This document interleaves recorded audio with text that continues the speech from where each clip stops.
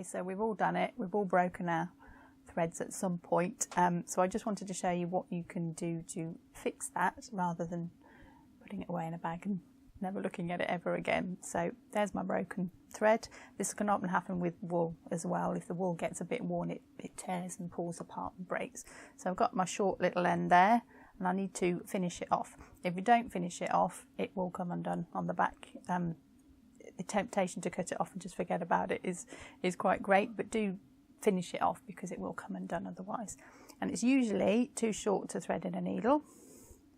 So, and the end's all fluffy and you can't get it in the needle. So I'm going to show you a really easy way actually to deal with this and to finish it off nice and neatly.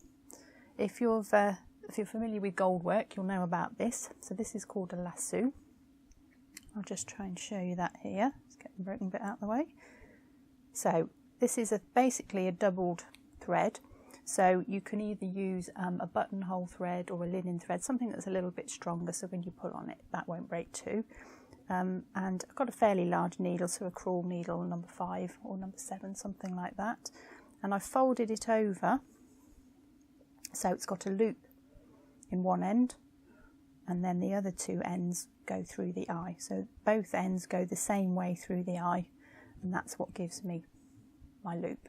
And we're going to use that loop to pull the end through to the back. So I'm going to imagine this is threaded in a needle and I'm going to take my needle down where it would finish if I had it threaded in the needle and I was still stitching. Use that point to take the needle through. So we're going to just pull it through. You might hear a pop. There's the pop.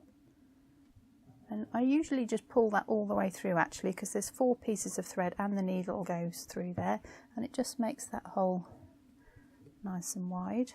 Pull it through again and then just take the 2 ends to the back so you've just got the loop on the top, otherwise you're fighting with all the threads.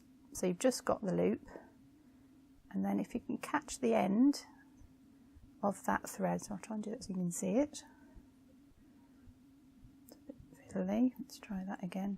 You just want the end of it, not, there we go.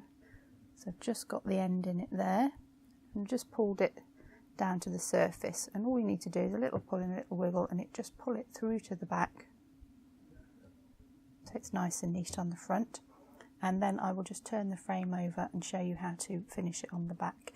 And just as a note, I keep this needle and this thread in my needle case all the time because it's really handy. You've just broken a thread, or if you've got a thread that's a bit too short and you want to make it last one more stitch, you can use this and I can just take it out my needle case, pull it through quickly and it's dealt with.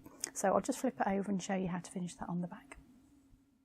So this is what it looks like on the back, like it did on the front really. So there's the little end that we've pulled through to the back, but it's still not finished. It's on the back but it's not finished off, so we're just going to do the same again just to catch that in place. So I've got my lasso in my needle again and I'm just going to take the needle underneath some of this stitching right next to where the thread comes out on the back. So again, just pull it through the stitching just so it leaves that loop on the top, like so. Just catch the end in. Might just trim that very pointy bit off, makes it a little bit easier. So just catch the end in the loop, pull that down like so, and you can just feed it underneath. So it's just like an extension of the thread really, and I would do that a couple of times just to make sure it's secure. So we'll just go back that way now, pull it through so you've just got the loop sticking out. Probably the fiddliest bit is getting it through. There we go, so there's the end. Just catch the end, that's quite important. Otherwise you haven't got anything to pull against. And then just pull it through like so. Finished with that. So that's been under once, back under again, that's nice and secure. You can just cut that off nice and close. And that's all finished, all neat and tidy, and it's not going to come undone.